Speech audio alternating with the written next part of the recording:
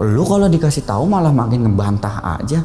Saya ditunjuk tuh, lu emang mau kalau dia berenang dia mati? Loh, kok mati? Kenapa? Udah nggak usah banyak omong. Kalau dia berenang dia mati. Ini si pintu, ini kasur. Nah dia si kaca, si di lemari ini gede kan kacanya, ini langsung ngadep ke saya bang. Saya buka pelan sambil saya misi kan assalamualaikum. Pas saya buka, astagfirullahaladzim.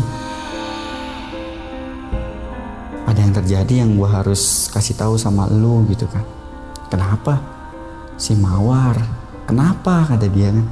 Diperlakukan tidak senonoh di sono sama si Mr. X. Loh, kan dia itu guru ngajinya.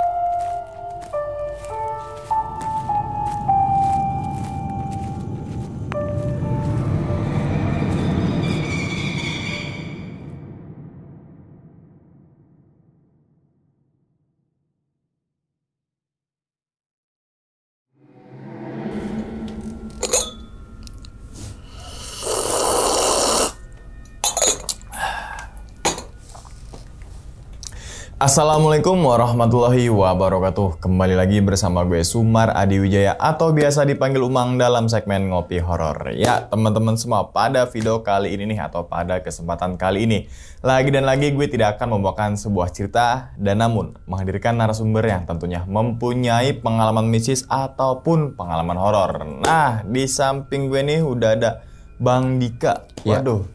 Abang, gimana kabarnya bang? Sehat bang, Sehat bang ya? Alhamdulillah. Alhamdulillah. Salam untuk teman-teman dan juga keluarga di rumah nih Bang Dika. Nah, sebelum Bang Dika menceritakan kisahnya ke teman-teman semua nih, kami dan juga tim mengucapkan terima kasih banyak nih Bang. Terima kasih kembali. Meluangkan waktunya gitu kan, jauh-jauh dari Tangerang ya Bang ya? Betul Kak. Dari Tangerang gitu kan. Yang semoga aja nih teman-teman semua di balik pengalamannya Bang Dika ini, teman-teman semua bisa diambil pelajaran nih dan juga bisa diambil sisi baiknya gitu ya Bang ya. Oke Bang, karena Abang jauh-jauh nih dari Tangerang ujung nih gitu kan. Kalau boleh tahu pada video kali ini nih, Abang pengen ceritain kejadiannya saat di mana ya Bang? Saat di Pila di bawah kaki Gunung Salak. Oke, Pila di bawah kaki Gunung Salak banyak ya kan.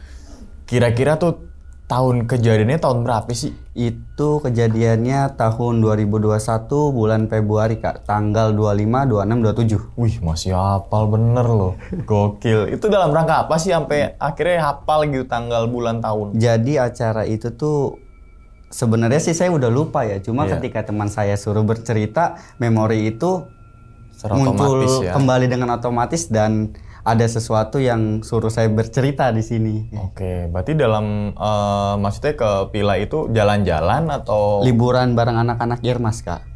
Anak-anak? Irmas, Ikatan Remaja Masjid. Masya Allah, Ilmas namanya. Kalau SMP SMA namanya Rohis Rohani Islam tuh.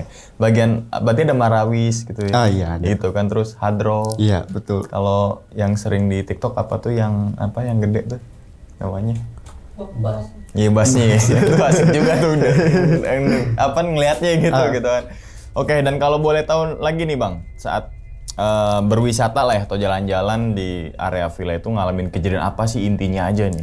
Pada intinya sih ada satu teman saya yang berbuat tidak senonoh di sana yang mengakibatkan menjadi teror buat saya dan juga buat yang lain. Tindakan yang tidak senonoh. Tidak senonoh. Ngapain sih Bang kalau boleh tahu? Dia melakukan semacam hubungan kayak gitu dengan peserta Kak. Padahal Ilmas ya. Ini agak ragu nih. Oke. Pasti ada sebab dan juga akibat atas perbuatan itu. Tapi kan impact-nya malah ke rekan-rekan yang lain. Siapa yang berbuat malah terornya itu ke rekan-rekannya juga nih. Oke, mungkin tahan dulu kali ya Bang Dika nih. Dan tanpa berlama-lama lagi kita langsung masuk aja ke dalam ceritanya. Ngopi horor segera dimulai. Silakan diminum dulu Bang Dika kopinya nih. Beh. Kopinya. Enak Kak Bang Dika. Enak. Mantap. Langsung aja kita sikat.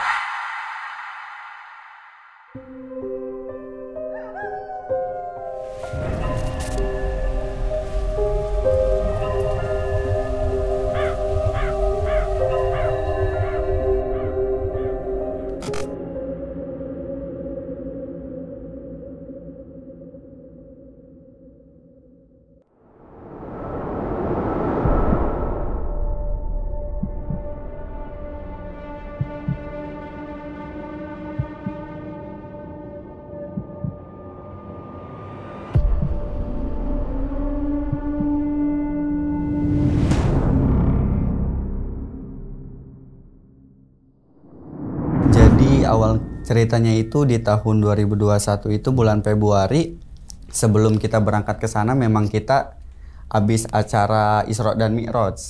Kebetulan selesai acara kita di sana tuh masih mempunyai budget untuk anak-anak yang bisa digunakan. Budget lebih maksudnya? Iya, nah budget itu bisa digunakan dalam bentuk apapun ya, tapi anak-anak ingin jalan-jalan. Nah, anak-anak itu pertama pengennya ke laut, cuma kalau ke laut itu kita budgetnya kurang dan resikonya juga tinggi. Akhirnya nggak diizinin sama si ketuanya, anak-anak punya usul lagi mau ke gunung. Sedangkan kalau ke gunung itu perlengkapan dan juga yang lain belum pada punya semua, jadi kita nggak mau ngambil resiko yang lebih. Nah, yang ketiga ini paling kita nginep di villa dan juga bermain ke Curug, Kak, gitu. Sebelum keberangkatan, saya itu ditugaskan dengan 3 orang yang lainnya. Saya, Omplong, Mas Gali dan juga Goknong ini untuk survei villa tersebut. Berangkat itu sebelum subuh udah persiapan di hari Jumat. Jumat itu kita berangkat sekitaran jam 8 pagi kumpul di rumah saya untuk berangkat survei villa. Dalam perjalanan itu pun nggak ada masalah sih. Sesampainya di gapura perbatasan kaki Gunung Halimun Salak, kita ketemu sama penjaga villa yang akan kita tujui. Kebetulan teman memang mendapatkan si nomor kontak villa ini dari Facebook. Kita mengunjungi villa yang pertama itu sih villa pink disebutnya ya. Villa rumahnya itu warna pink dan juga di belakangnya itu ada danaunya. Cuma pas kita ke sana itu sedang dibangun sebagian dan juga budget kita belum cukup untuk sewa di sana. Akhirnya kita nyari lagi, dapatlah yang kedua ini. Dapat kedua ini kita masuk ke dalam, kita menyesuaikan juga kan, dan ternyata juga dapat tempat yang memang membuat anak-anak takut. Mulai dari si rumahnya dan juga kayak bangku kayak gini ya Bang, itu benar-benar zaman dulu banget. Serta penerangan di rumahnya itu benar-benar gelap. Jadi pas ketika di sana saya dan sama anak-anak yang lain ini bercerita untuk ini jadi nggak di sini.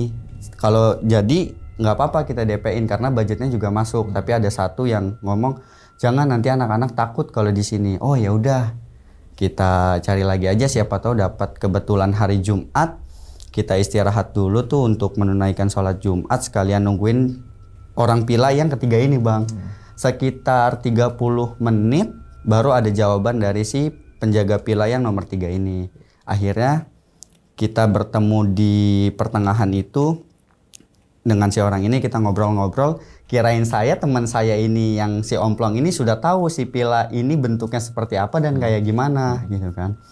Akhirnya kita ketemu, si penjaga villa ngomong, tenang aja, villa saya dekat dengan jalan utama dan bagus pemandangannya. Oh ya udah, ngebuat anak-anak tenang kan. Akhirnya kita ikut. Kok yang saya heran dari jalan utama itu belok langsung turun banget Bang, di udah banyak pohon-pohon bambu dan jalan utamanya itu nggak kelihatan sama sekali. Kata dia, penjaga villa ini ngomong tenang aja, di sini mah aman, nggak ada hewan liar ataupun.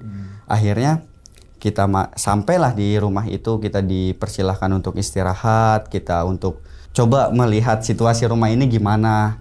Titip si penjaga villa ini jangan jauh-jauh dari belakang karena itu belakangnya itu sudah jurang dalam, kurang lebih itu jarak dari teras rumah belakang ke jurang itu 100 meter Bang. Akhirnya si ketua ini Omplong, dia ngasih kabar ke si Mr. X. Kebetulan si Mr. X ini yang ditertuakan di Irmas itu Bang. Dia kirim video, kirim foto. Nah yang saya dan 2 orang yang lainnya itu sibuk mencari tempat yang cocok nih untuk area outbound karena memang parkirannya juga luas kan Bang. Dikirim video itu, tiba-tiba si ketua ini, Mr. X ini ngomong kayak, yakin mau di situ, anak-anak pasti bakal aman, cuma bakal ada resiko. Nah si Omplong ini ngasih tahu, Dik, kalau di sini bakal jadi kayak gini. Loh, kok dia bisa tahu, kata saya kan.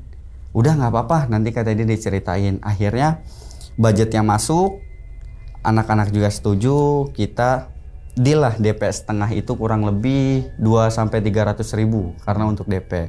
Akhirnya kita pulang dari situ.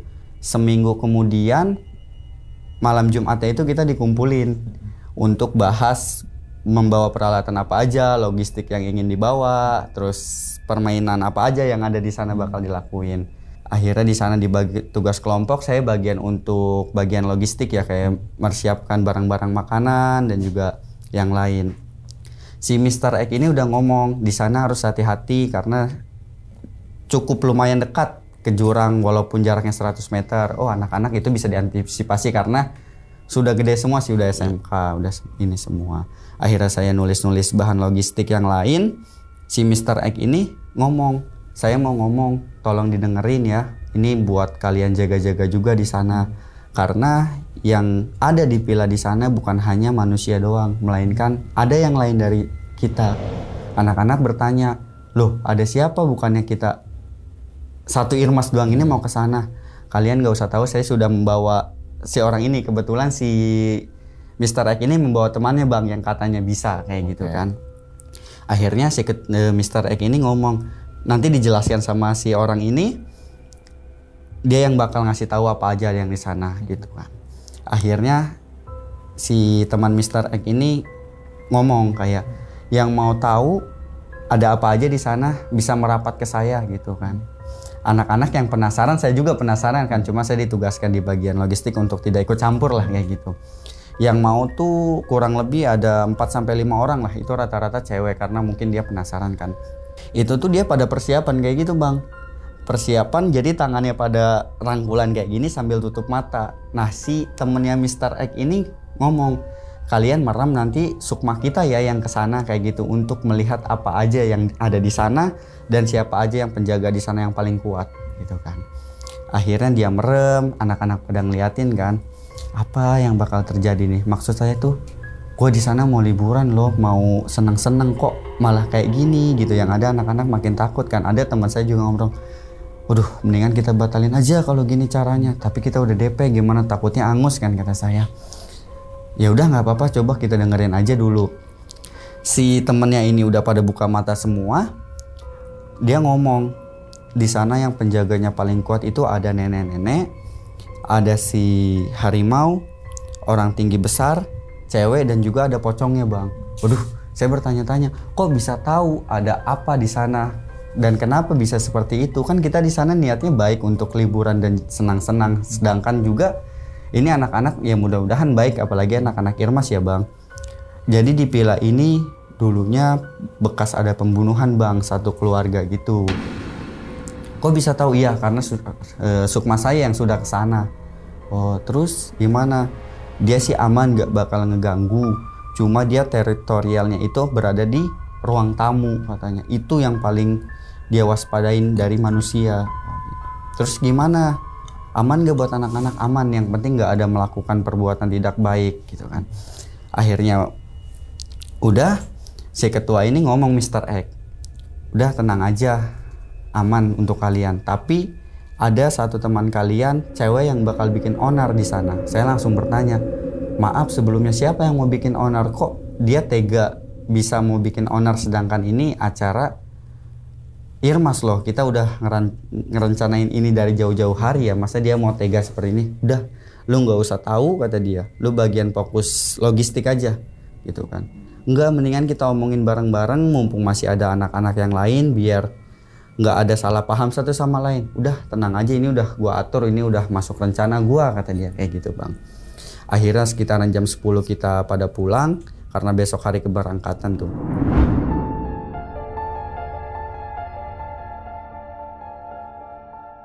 Kita itu berangkat itu pada hari Jumat sore bang, kumpulnya di rumah saya sehabis asar.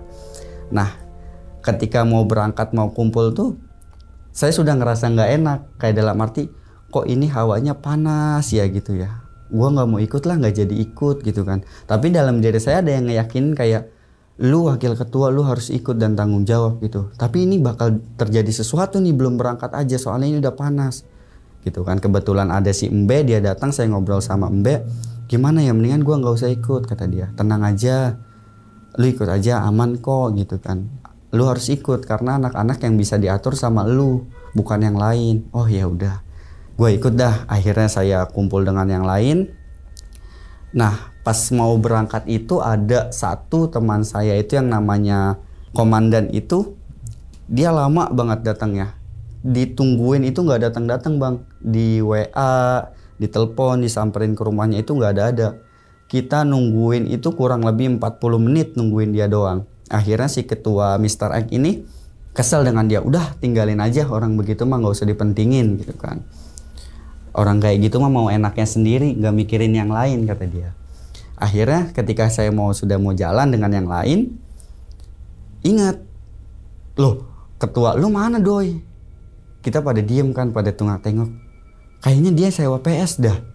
Langsung tuh si ketua Mr. X ini marah-marah dah bang, pakai bahasa kasar kayak, bego bener, ini udah direncanain dari jauh hari, dia malah nyewa PS dengan jam mendadak kayak gini. Saya mensihati dia untuk ya udah sabar aja, mungkin di sana untuk hiburan, mungkin di sana untuk senang-senang aja gitu. Ya udah kita tungguin aja, bentar lagi dia juga nyampe kali kan. Akhirnya ditungguin itu kurang lebih 25 menit, datang nih teman saya yang namanya Omplong ini bang, si ketua. Akhirnya persiapan, yuk berangkat. Sebelum berangkat kita biasa berdoa, habis itu briefing, kita jalan. Kebetulan saya dengan si Mr. X ini bawa motor boncengan, terus si Omplong dan juga Mawar ini bawa motor, sisanya diangkot. Dalam perjalanan itu nggak ada masalah sih. Tiba mau nyampe perbatasan Muncul itu, si komandan ini nelpon si ketua Mr. X ini, dia mau ikut katanya. Gue mau ikut dong, tungguin gue udah mau jalan nih. Si ketua marah lagi kayak, lu ditungguin gak ada otaknya banget, gue udah lama-lama kayak gitu kan. Ya udah cepet. Akhirnya kita tungguin lagi tuh 30 menit, dia datang tuh. Si ketua Mr. X ini tetap marah-marah bang ke saya yang jadi sasarannya, kayak, teman lu no kasih tahu, ini kalau lama kayak gini mah mendingan kita tinggalin, kasihan yang lain juga kan gitu. Akhirnya dia datang, kita jalan bang, jalan terus tuh. Mau sampainya waktu maghrib, angkot ini dan motor beda jalur ternyata. Motor jalur lama, sedangkan angkot jalur baru gitu kan. Dapat kabar dari angkot kayak, loh kok lu gak ada yang di motor, kemana? Lah gua mah jalan yang kemarin. Loh angkot jalan yang baru, gimana sih? Nah akhirnya si ketua Mr. X ini nelpon yang ada di angkot bernama Goknong ini. Lu gimana ngasih tahu jalannya tuh? Benar nggak? Loh gua mah disuruh supir angkot ngambil jalan ini biar lebih cepat dan lebih bagus jalannya. Kalau jalan yang lama rusak. Ya udah jangan ribut, kata dia kan. Istirahat dulu sholat maghrib. Pada sholat maghrib di motor sholat maghrib, angkot sholat maghrib. Selesai kita perjalanan bang. Itu kurang lebih dari jam 7 itu kita jalan tuh. Biasa aja sih dalam perjalanan itu nggak ada masalah apapun ya. Sampai kita mau masuk Tugu perbatasan Gapuranya itu, mau masuk taman wisatanya, angkot kok belum ada kata saya kan kayak gitu. Nah saya coba tanyain ke Mr. X ini, coba kontak di angkot dan nyampe mana gitu kan. Si Mr. X ini kontak yang di angkot itu yang namanya Goknong. Emang dia kan suka bercanda kan bang, kayak di telepon pun dia nggak pernah serius, kayak tenang gue udah sampai nih 5 menit lagi, ntar juga duluan gue. Akhirnya kita tungguin dulu kok nggak nyampe gitu kan. Ditelepon lagi, lu di mana sih sebenarnya? Ini baru nyampe Tugu Macan, kata dia. Tenang aja gitu kan, lu duluan aja, gue udah tahu jalannya. Akhirnya kita jalan dulu tuh masuk perbatasan, ketemu dengan si penjaga pila ini bang. Akhirnya kita disuruh masuk, ya udah istirahat dulu aja, nunggu dalam pila, yang angkot nanti kita susul lagi ya. Kita masuk ke dalam pila, buka-buka perlengkapan, logistiknya kita siapin karena untuk anak-anak yang di dalam angkot bang, karena baru lulusan SMK kan kasihan takutnya dia lapar atau gimana kan. Akhirnya kita selang 25 menit, kok angkot belum datang juga ya. Akhirnya si Mr. X ini nelpon si Goknong lagi kayak, lu yang bener, jangan suka bercanda, ini serius, kurangin dulu bercandanya. Ya bos, ini lagi di jalan, bentar lagi nyampe, mobilnya nggak kuat nanjak. Makanya kalau di telepon tuh jangan suka bercanda, kalau kayak gini kan hancur semua jalan, ceritanya gimana, ininya gimana, nggak ada kabar dari satu sama lain. Ya udah gitu kan. Bentar lagi nyampe, nungguin akhirnya 15 menit, saya suruh ke Gapura bang, suruh nungguin angkot itu sampai. Nggak lama, sampailah tuh angkot. Akhirnya kita sama-sama masuk ke pila. Selesai nyampe pila, biasa dari angkot tuh dikeluarin semua barang-barangnya, dibuka makanannya yang sebelumnya bawa bekal kan. Kita buka, kita makan kayak gitu. Nah kebetulan ada si penjaga pila ini datang gitu kan. Nah ya udah kita kasih nasi kan, kita makan bersama-sama. Udah tuh sehabis udah kayak gitu si ketua, ya udah yang mau main PS, yang mau istirahat kata si Omplong. Akhirnya si cewek sebagian istirahat, kebetulan ada 2 kamar jadi untuk cewek cukuplah segitu kan. Kita main PS, si ketua main PS, yang lainnya main PS. Kok si penjaga villa yang saya heran nggak pulang-pulang bang, malah di dalam villa itu terus. Oh mungkin dia nunggu tamunya pada tidur atau gimana, ngejagain tamunya kan. Akhirnya kita terus main PS. Nggak sadar itu waktu sudah menunjukkan pukul jam 12:30 bang.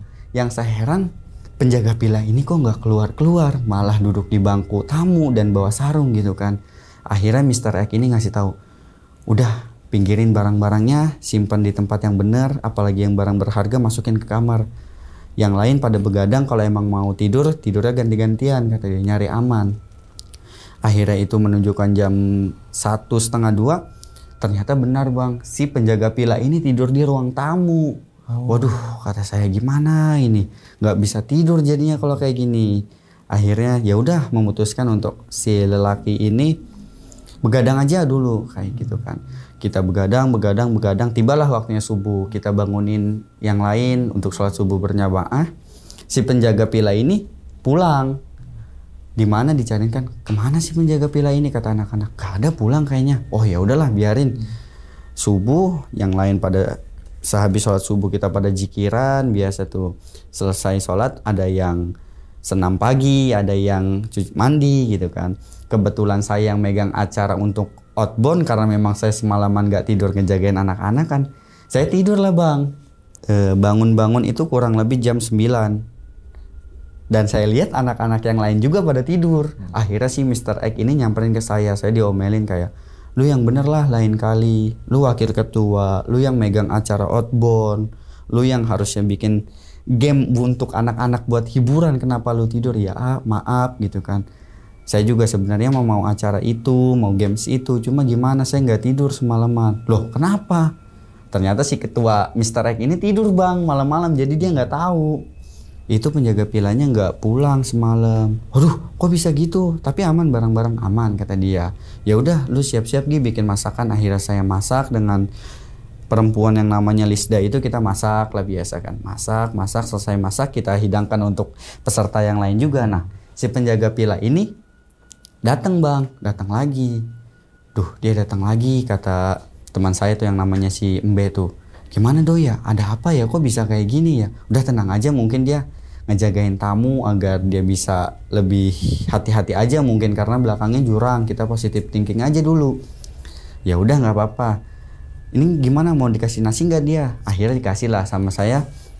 Si Embe ini saya suruh bawain nasi bang ke penjaga villa ini. Kebetulan si penjaga villa ini ada di dalam gudang. Si Gibon ngasih nasi, berangkat. Teman saya yang namanya si Elung ini tiba-tiba ngambil serauk nasi yang udah makanan jadi gitu. Dibawalah dia keluar, itu dilemparin ke daerah jurang. Kata saya, dia datang, saya nanya, itu untuk apa nasi digituin?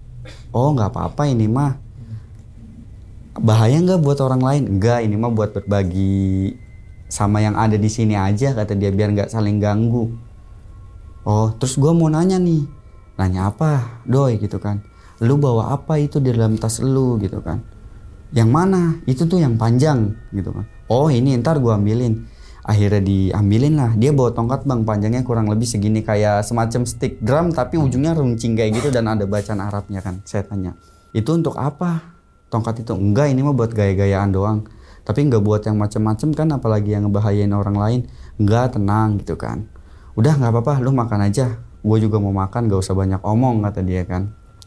Akhirnya si Gibon ini datang setelah ngasih nasi ke penjaga villa. Datang, dia ngomong, doi, masa tadi gue diajak pergi sama si penjaga villa? Loh kemana, kata saya kan. Gak tahu, gue disuruh diajak pergi aja ikut sama dia. Tapi anak-anak sama lu gak boleh tahu. Gue perginya aja harus jalan kaki, gak boleh bawa kendaraan. Loh kok gitu, kata saya kan gitu. Terus lu untung gak mau? Enggak lah, gue takut, makanya gue buru-buru kesini bang gitu. Terus sehabis makan sih nggak ada apa-apa kan. Itu jadi kita di sana itu 3 hari 2 malam. Malam pertama itu nggak ada masalah. Nah malam kedua ini bang yang jadi puncaknya. Jadi pas abis maghrib kita makan malam gitu. Si penjaga villa ini datang lagi. Wah, kok dia datang mulu, kata anak-anak kan. Sempet mau ditegur sama si Mr. X ini. Udah kita tegur aja. Tapi kata yang lain, udah jangan, gak enak. Mungkin dia ngejagain kita, intinya kayak gitu kan. Akhirnya kita kasih nasi lagi. Nah, udah tuh yang lain pada makan. Gak terasa udah menunjukkan Isya bang. Waktu Isya akhirnya yang mau sholat, yang mau istirahat gitu kan. Doi, lu besok mau ada acara lagi gak buat games atau lagi? Ntar lagi di pikiran ya, gue mau sholat dulu. Abis itu mau main PS lah, gue suntuk banget hari ini. Oh ya udah aman, yang penting lu harus tanggung jawab gitu. Oke siap. Akhirnya selepas sholat Isya saya main game, terus tuh main PS itu.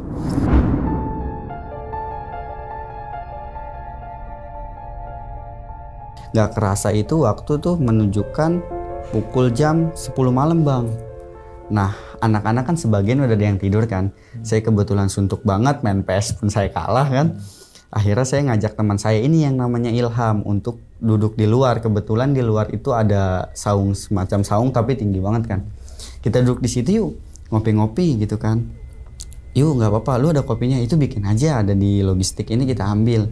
Akhirnya kita ngopi santai itu di situ. Tiba-tiba dia ngomong, lu ngerasain nggak gitu kan? Gue nggak ngerasain apa-apa. Lu diem dah, kata dia kan kayak gitu. Saya diem kan. Itu tiba-tiba saung bergerak bang, dengan sendirinya, dengan kenceng banget itu. Akhirnya kata dia, gimana ini? Udah lu masuk, jangan kasih tahu anak-anak, anggap aja nggak ada apa-apa, tenang aja gitu kan. Seriusan nih, serius kata dia kan kayak gitu. Akhirnya dia masuk, saya nunggu di luar itu, nunggu saung agak berhenti walaupun saya takut, tapi ya gimana ya, saya harus ngejagain anak-anak juga walaupun saya nggak bisa apa-apa kan. Berusaha saya, ya udah tenang aja lah dulu gitu. Akhirnya si saung itu berhenti. Nah saya masuk nih, anak-anak biasa masih main PS. Kebetulan saya lapar lagi kan, pengen ngemil. Ada teman satu saya yang Adit ini, tukang bercanda lah si Goknong. Doi, lu lapar nggak? Lapar gua. Bukannya tadi lu udah makan? Gua lapar lagi kata saya kan gitu kan. No di kulkas ada sosis no, kita ambilin aja yuk. Gak ketahuan ini kan. Akhirnya saya disuruh tunggu luar. Udah lu tunggu luar. Saya nggak mau bang, karena udah mengalami kejadian itu. Gak mau, gue tunggu dapur aja. Ya udah nggak apa-apa, ntar gue yang ngambil. Akhirnya dia ngambil sosis itu 4 butir ya, 4 buah sosis itu. Saya 2, dia 2 tuh. Akhirnya kita ngemil, diem ngemil.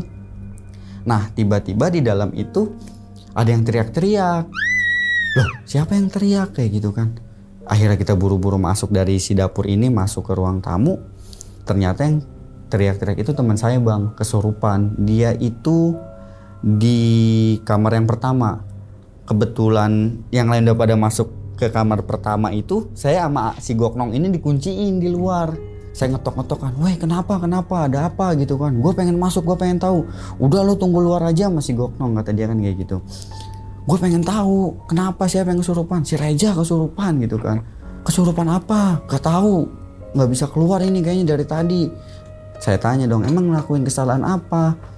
Kata yang di dalam, udah gak usah banyak ngomong dulu, ntar juga lu tahu gitu kan. Akhirnya selang 30 menitan itu mereka semua keluar tuh. Saya dikumpulin, dijelasin bang, si Reja ini kesurupan kenapa. Saya nanyakan, si Reja ini kesurupan kenapa gitu kan. Itu dia tadi main ayunan malam-malam gitu kan. Pulang-pulang dia udah nangis kayak gini, masuk udah ngegoseran di lantai gitu bang. Kayak ngamuk lah pokoknya, cuma suaranya anak kecil gitu kan, kata saya. Terus nggak apa-apa, aman nggak? Tapi aman. Nah tiba-tiba teman saya sama teman saya itu, si komandan sama si Omen ini berantem bang, gara-gara hal sepele apa-apa gitu. Itu sampai udah begini satu sama lain, ayo ribut aja kita di luar mumpung daerah orang lain. Si ketua ini Mr. X marah, lu lagi keadaan kayak gini malah ribut, punya otak nggak sih pada gitu kan. Kalau masih kayak gini mendingan pulang aja lu pada gitu kan, gak usah diterusin. Udah tenang, kata saya kan. Gak apa-apa, tenang aja. Akhirnya kita didudukin lagi buat udah jangan ada kesalahpahaman satu sama lain, kita di sini sama-sama, nggak usah ada yang egois lah satu sama lain. Selepas si ini ngomong, dia tiba-tiba duduk bang di kursi ruang tamu ini. Duduk di kursi ruang tamu sambil ngebakar semacam buhur kayak gitu bang, wangian. Saya samperin dong, untuk apa ngebakar kayak gitu gitu kan. Kata dia, nggak apa-apa ini mah buat wangian aja gitu kan. kok banyak banget yang dibakar, tiga buah itu dibakar. Nggak apa-apa biar wangi aja. Dia sambil itu ngebakar sambil begini bang tangannya, sambil kayak gini aja. Waduh, kata saya makin aneh aja ini. Itu kan malah udah jam 11 gitu kan, malah kayak gini. Nah teman saya yang si Elo ngeluarin tongkat juga, tongkatnya dipegangin gini aja bang. Itu lu bawa kayak gitu untuk apa? Enggak, tenang aja, ini mau buat gaya-gayaan. Oh ya udah. Yang lain suruh pada tidur sama si Mr. X ini. Saya nggak tahu ya dia ngomong berdua tuh ngomong apa gitu kan. Sebagian tidur yang dua ini ngobrol. Saya pengen lah ke dapur nih, pengen cuci tangan. Mau cuci tangan, tiba-tiba di dapur itu ada cewek bang, pakai pakaian putih, rambutnya itu kurang lebih sepinggang. Saya samperin dong dengan penasaran, saya tanya kan, masak apa malam-malam, emang belum kenyang? Dia diem aja kan. Dalam hati saya, oh mungkin dia malu sama gua karena sebelumnya gua nggak pernah ngajak ngobrol dia nih, walaupun gua wakil ketua kan, kata saya. Biarkan dulu lah gitu kan. Akhirnya saya ngelihat yang dia ngebakar tadi tuh si buhur itu, saya balik lagi ke dapur. Si cewek ini masih ada, tapi posisinya tuh ngebelakangin saya bang. Jadi saya tuh ngelihat itu cuma bagian belakang sini aja.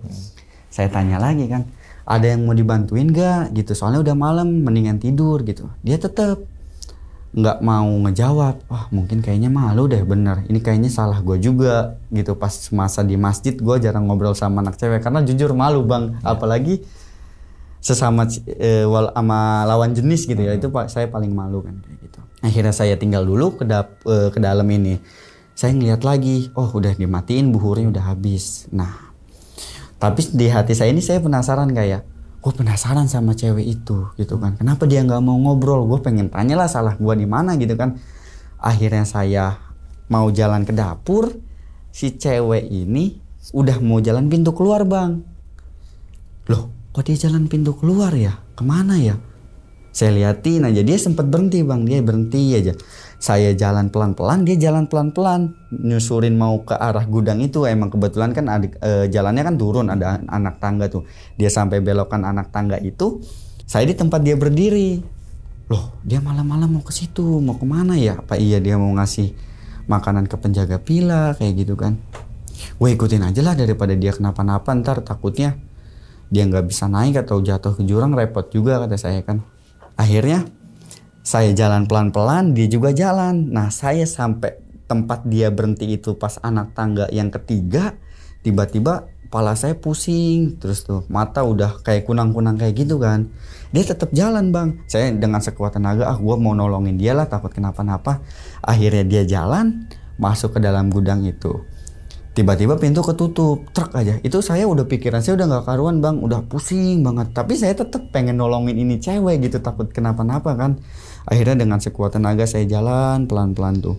Masuklah ke dalam gudang itu gitu kan. Saya masuk, saya belum sadar bang. Posisi saat itu kayak setengah sadar setengah enggak kayak gitu kan. Saya nyariin si cewek ini, kok gak ada kata saya. Apa dia keluar ya? Ya udahlah gue keluar dulu lah, mau ngambil ke arah jurang kan. Loh nggak ada juga gitu kan. Akhirnya saya balik lagi ke gudang itu, nyariin lagi, kok nggak ada. Memang banyak yang barang-barang ditutupin pakai selimut kan. Saya buka-bukain, kok nggak ada ya. Kemana itu cewek? Tiba-tiba di pundak saya ini ada yang nepok bang, kayak sekali gini. Dan itu pun langsung, astagfirullahaladzim, kok gue ada di sini ya? Perasaan gue tadi ada di dapur gitu, kok bisa di sini? Saya ingat-ingat, gue jalan pelan-pelan tadi ngikutin orang, cuma orangnya nggak ada kata saya kan. Saya masih dalam gudang itu kan. Akhirnya saya buru-buru naik ke atas karena panik kan. Tapi tetap saya nggak ngomong ke anak yang lain kalau saya kejadian seperti itu. Saya masuk ke dalam. Anak-anak yang main PS tuh nengok, lu dari mana aja? Baru kelihatan. Enggak. Terus kenapa lu keringetan kayak gitu? Enggak, ini mah gerah doang gua. Biasanya gua di rumah pakai kipas angin gitu kan, buka baju. Ini gua nggak enak di sini mah gitu kan hawanya. Lah kan ini dingin kata dia kan kayak gitu kata teman saya. Nggak tahu kayaknya badan gua nggak enak ini. Lu mau dikerokin nggak? Nggak usah, tenang aja. Ya udah lu istirahat aja gitu kan. Akhirnya saya ngecek kamar si cewek ini bang, yang 2 kamar ini kan. Saya ngecek. Loh, saya ngecek ini ada, saya lihat si daftar nama. Ada semua, saya hitung 1, 2, 3, ada semua.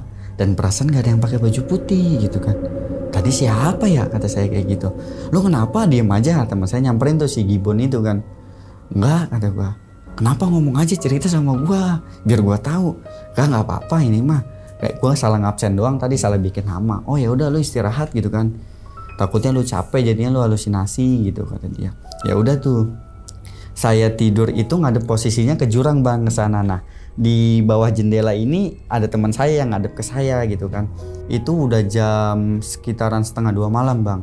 Kok saya nggak bisa tidur, makin lama makin gelisah. Ya ada apa ini, gue salah apa gitu kan. Bodo amat lah, gue mau maksain tidur aja gitu. Tiba-tiba dari si jurang yang saya lihat ini muncul si siluet gitu bang, bayangan putih makin lama makin nyata. Kok tinggi makin lama kayak gitu, cuma palanya nggak kelihatan bang, kakinya kelihatan, cuma ini kan si batas jurang kan masih ada daratan kayak gitu ya, ada tanah gitu. Dia di sini nih, pas di sini. Saya pikir kalau itu manusia harusnya udah jatuh karena itu udah lewatin dari daratan gitu kan. Saya masih liatin, tiba-tiba makin nyata badannya tuh begini nih bang, badannya tuh begini aja, cuma palanya nggak kelihatan. Saya liatin terus, mungkin gua halusinasi kan. Saya sambil gucek mata, saya putar balik badan ke arah teman saya yang sebelah sana. Saya sambil mikirin, gua penasaran itu apa gitu kan. Akhirnya saya balik lagi, si sosok ini masih ada bang, masih berdiri diam di situ. Kata teman saya yang di bawah jendela, lu ngapain sih dari tadi ngeliatin ke jurang mulu, emang ada apa? Enggak, serius ngomong aja. Kalau ada apa-apa bilang gua, ntar gua buka aja. Dia merasa sok berani bang, kayak ntar gua yang nyamperin dah, tenang aja. Enggak ada apa-apa. Saya liatin aja kan. Kok makin ada nggak pergi-pergi ya. Wah kata saya, ini udah nggak bener ini kan. Akhirnya saya muter balik ke sini, ngadep yang teman saya si Elung ini yang bawa tongkat. Dia tiba-tiba langsung berdiri, langsung astagfirullahaladzim, langsung ngambil tongkatnya, langsung keluar, buka pintu kan, cekrek. Anak-anak pada kaget, ada apa gitu kan. Nggak ada, udah pada tidur, biar gue yang jagain di sini. Doi, lu pindah posisi. Saya disuruh pindah posisi tuh. Saya kebetulan udah nggak beres ini mas, saya pindah posisi tuh deket TV kan. Saya duduk dulu tuh sebelumnya. Si penjaga villa ini nginep bang di situ, di bangku tamu itu.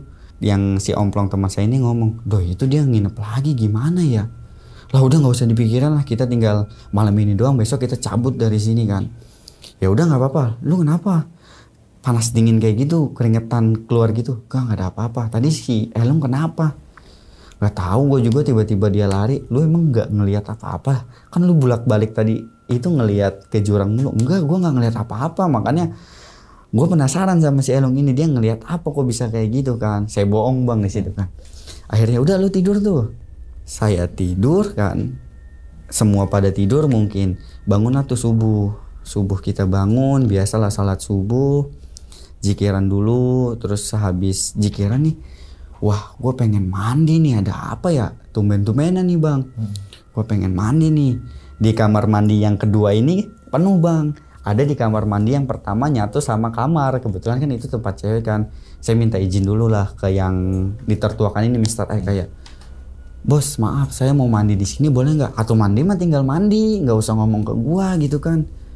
Ini kan tempat cewek, nggak apa-apa, nggak usah dipikirin gitu kan. Ntar gue suruh pada keluar dulu anak ceweknya. Akhirnya dia masuk ke kamar, anak cewek ini suruh pada keluar dulu kan, keluar. Nah saya ngambil peralatan mandi, saya buka tuh pintu kamar utama. Dia kan posisinya ini kamar mandi, ini si pintu, ini kasur. Nah dia si kaca, si di lemari ini gede kan kacanya, ini langsung ngadep ke saya bang. Saya buka pelan-pelan sambil saya misi kan, assalamualaikum.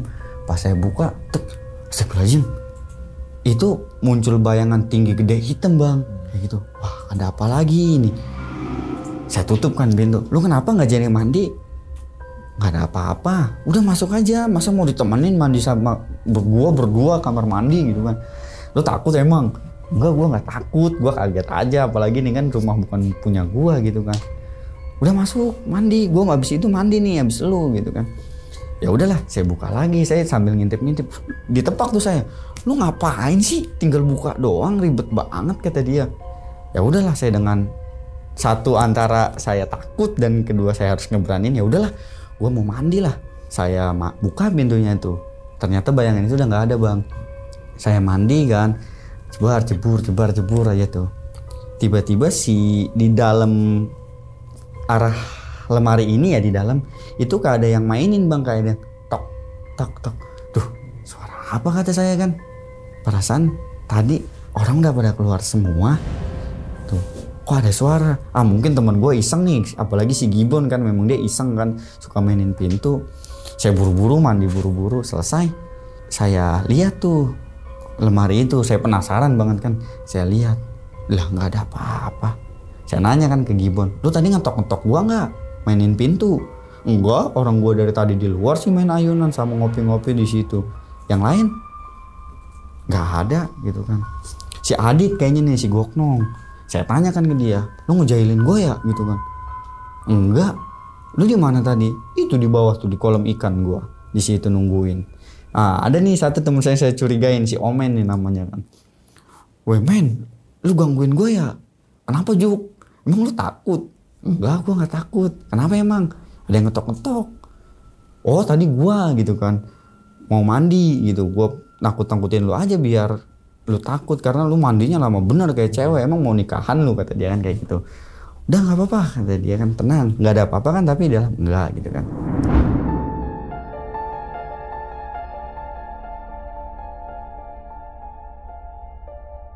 Akhirnya pagi saya bikin sarapan, saya masak selesai saya hidangin. Nah si penjaga villa ini datang lagi bang, datang tapi posisinya langsung ke gudang ini. Nah teman saya ngasih tahu nih si Bulong ini kan, woi doi itu penjaga villa lu mau kasih makanan lagi? Hah emang dia ada? Ada cuma di gudang gitu. Ya udah kasih lah. Terus yang bawa siapa? Masa gua gitu kan? Gua nggak tahu di sini mah. Udah lu bawa, nggak apa-apa, aman, si Gibbon aja aman bisa kesini lagi. Akhirnya dia pergi bang ke gudang itu nganterin makanan. Nah teman saya si Elung yang punya tongkat ini ngambil nasi lagi. Terus ngambil nasi dibawa ke daerah jurang itu, dilempar-lemparin kan sama dia, berapa kali lemparan lah gitu kan. Dia balik, saya tanya, itu fungsinya untuk apa sih kayak gitu? Ada manfaatnya nggak? Gue nanya nih, gue takutnya salah ilmu apa gimana gitu kan. Gue mau nanya sekalian belajar gitu nih. Gak apa-apa, itu mah kan kita hidup di sini bukan hanya manusia doang kata dia. Gue hidup di sini juga selain manusia ada gitu kan yang nggak terlihat. Dan lu kenapa melakukan itu? Ya nggak apa-apa. Gue mau berbagi rezeki aja sama dia. Emang nggak boleh kata dia. Boleh. Gue mau nanya doang nih. Kenapa gitu? Bisa udah nggak usah banyak omong. Makan aja. Ya udah saya udah digituin, saya makan. Lagi enak-enaknya makan, si Bulong dateng. Dia nanya, doi, kenapa? Masa gue tadi mau diajak main? Sama siapa? Sama tukang pila. Tapi lu sama yang lain gak pada boleh tahu. Mau diajak kemana sih? Si Gibbon juga diajak main mau diajak main gitu kan? Gak tahu. Pokoknya gak boleh tahu aja. Terus lu mau? Tadinya gue mau ikut, udah nyampe jalan yang utama itu. Lu blown bener, gede-gede juga. Malah mau iya tuh gue iseng di sini, gue main PS kalah gitu kan, makanan gue udah habis gitu kan, duit gue nggak bawa. Terus kata si penjaga villa, gimana? Gue langsung gue tinggalin aja, langsung lari ke sini, gue ngobrol sama lo. Ya udah tenang nih, makan makanan gue aja gitu kan. Dia lagi makan makanan, saya duduk dulu sebentar. Tiba-tiba si Omplong ini ketua nyamperin, doi ada yang nggak beres kata dia. Apa kata saya kan? Kita disuruh pergi dari sini sebelum jam 10. Loh, sekarang aja baru jam 8. Emang kenapa? Pokoknya jam 10 kita harus udah keluar dari sini. Memangnya kenapa? Kan kita masuk jam tuh nyampe sini aja kan kita masuk jam 7 lah hitungannya kan. Malam Sabtu. Kok udah suruh keluar gitu kan? Gak tahu gue juga. Akhirnya si Mr. X ini ngedengar kayak, kenapa sih ribut-ribut? Ini bos, kita disuruh keluar gitu kan sama penjaga villa ini. Lah kenapa? Gak tahu, gue udah ngasih ini juga nggak diterima alasannya. Ya udah tuh. Akhirnya kita briefing, udah kemasin barang-barang. Ingat jam 10 kita udah harus keluar. Jam 9 udah usahain cabut dari sini. Akhirnya yang lain beres-beres, yang saya juga beres-beres kan, kepak-kepakin barang. Kumpul lah di luar ruangan itu, di rumah. Di luar rumah itu kita kumpul. Ngecek barang-barang satu-satu. Saya kebetulan yang megang daftarnya kan ada semua. Barang-barang ada yang ketinggalan nggak ada gitu. Oh ya udah aman bos kata saya kan ke si Mr. X ini. Terus kata dia, udah kita foto-foto tuh. Akhirnya kita salaman sama penjaga villa ini, makasih kalau udah ngerepotin atau gimana. Kita pulang lah bang, tapi nggak pulang, kita ngambil arah ke Curug Cigamea. Kebetulan kan destinasi yang terakhir kan itu kan. Akhirnya kita jalan menuju si Curug Cigamea ini kurang lebih 10-15 menit lah. Dalam perjalanan ke sana sih nggak ada apa-apa ya. Kita jalan nyampe di parkiran, saya absen lagi. Oh ternyata ada semua barang perlengkapan yang mau dibawa ini harus sudah ada semua ya, jangan nyampe ke parkiran karena jauh dan ngeri juga banyak monyet. Kebetulan masih banyak monyet bang pada saat itu. Akhirnya kita jalan masuk tuh karena biaya udah ditanggung lah sama si uang ini. Mereka masuk. Tinggal saya nih sama teman saya ini ketua si Omplong. Udah doi habis berapa? Habis sekian gitu kan. Ya udah kasih. Saya kasih, kebetulan kurang 70.000 apa 80.000 gitu. Gimana nih kurang? Udah pakai duit kita berdua aja dulu, tenang, lu masih megang duit kan? Gua sih masih, karena emang bensin motor doang gua mah. Makanan kan udah aman gitu kan. Iya lu mah enak makanin sosis lah. Kok lu tahu kata saya kan? Tahu, no ada sampahnya gitu. Si Adit juga ngomong sama gua. Oh ya udah tuh, buruan kita ikut nyusul. Oke, saya kasih pembayaran, kita dapat tiket kan saya. Turun bang. Nah nyampe di Curug Cigamea itu nggak terlalu rame sih posisinya. Saya paling kurang lebih 15 orang ya. Saya 15 orang. Ya udah kita dikumpulin yang mau berenang. Cuma jangan yang terlalu dalam. Karena ini dalamnya 8 meter lebih lah kurang lebih. Akhirnya saya sama yang lain berenang. Sebentar tuh saya di pinggiran. Nah coba ke dalam. Gue takut nih gitu kan karena nggak ada temennya, udah pada asik masing-masing kan, apalagi cewek kan. Si Mbe juga teman saya ini Gibbon juga udah asik sama teman-temannya gitu. Gue naik dulu lah gitu kan. Pas mau naik ke daratan itu tiba-tiba kuping saya sakit. Kenapa? Kata saya nyampe begini bang, kuping gue kok sakit amat ya, ada apa? Sakit ini reda, saya buka tangan ini, tiba-tiba itu banyak suara bang, kayak orang ngobrol kayak gitu kan. Kok tiba-tiba banyak suara? Saya cek sekeliling kan, perasaan gue kesini nggak rame-rame amat, teman gue kurang lebih 15 orang. Terus tamu selain gue paling ya beberapa kayak itu. Kok ini rame? Jadi ramenya itu kayak di pasar bang. Ada suara anak kecil, cewek gitu kan, ibu-ibu, campur lah pokoknya. Wah, saya takut kan, merinding kan saya kan. Saya nengok tuh ke bagian tebing yang belah sini, saya nengok. Ih, itu apa kata gue? Loncat-loncatan kan. Itu apa monyet kali dalam hati kan. Saya ngeliat, ih apa monyet. Tapi pas dia berhenti di pohon, makin lama makin jelas. Gak taunya mah harimau bang. Tadinya mah kecil itu bisa loncat-loncatan, pas kesini kok jadi ada harimau. Wah udah gak beres nih kata saya kan. Saya akhirnya nyamperin lah si Mr. X ini. Lu kenapa udahan? Tumbenan amat, biasanya lu doyan bener kalau berenang. Enggak, emang lu gak bisa berenang? Bisa, sedikit-sedikit mah gitu kan. Lah ini si Mawar kenapa bos gak berenang? Gak usah berenang, dia mah kagak bisa. Lah kan itu banyak yang cetek sama anak-anak cewek juga ada. Doi, bahaya kalau dia berenang gitu kan. Bahaya kenapa? Udah gak usah tahu gitu kan. Saya sambil nyemil makanan, saya nyomot kan. Gue bagi makanan lah gitu kan. Saya makan. Ini sekali lagi nih saya tanya nih bos, dia kenapa kagak berenang? Lu kalau dikasih tahu malah makin ngebantah aja. Saya ditunjuk tuh, lu emang mau kalau dia berenang dia mati? Loh, kok mati? Kenapa? Udah nggak usah banyak omong. Kalau dia berenang dia mati. Waduh, si Mbe datang. Kenapa doi? Lu diomelin? Enggak kata gue diomelin, ditegur ngambil makanan doang. Wah gue kira lu kenapa-napa. Enggak, udah ayo ikut gue aja. Berenang lah saya tuh ke yang tempat tadi. Saya jalan di pancuran air itu, saya lihat, lah ini kayaknya bayangan hitam ya bakal jadinya ya. Makin lama makin gede, dan bener bang kebentuk di dekat air terjun itu ada bayangan kan kayak tinggi gede gitu, rambutnya rada gimbal segini nih bang, dan matanya itu merah. Saya ngeliatin aja sempet bengong. Si Gibbon ini bilang, lu ngapain sih? Ngebengong mulu dari kemarin datang. Ada apa emang? Enggak ada apa-apa kan kata saya. Udah ayo berenang sama gua. Tenang aja. Udah lu duluan tuh. Di situ lu mah bisa berenang gitu kan. Dia duluan, saya ngikutin di belakangnya. Tapi posisinya ngadep ke yang si tempat harimau tadi bang. Saya ngeliatin ngebengong di situ. Nah tiba-tiba muncul tuh satu sosok nenek-nenek. Loh tadi di sini bukan harimau ya? Kok pindah ke nenek-nenek? Kata saya kan. Gimana ceritanya ini? Saya ngeliatin aja. Saya ditimpuk pakai batu sama si Gibbon itu kan. Ditimpuk. Lo ngapain sih? Udah sini berenang sama gua gitu kan. Iya. Saya langsung nyamperin tuh. Kebetulan Ilham juga berenang bang. Yang saya digangguin itu di saung. Dia berenang tuh belah sana tuh agak sedikit dalam lah. Saya lagi berenang berdua sama si Gibbon ini di pinggiran.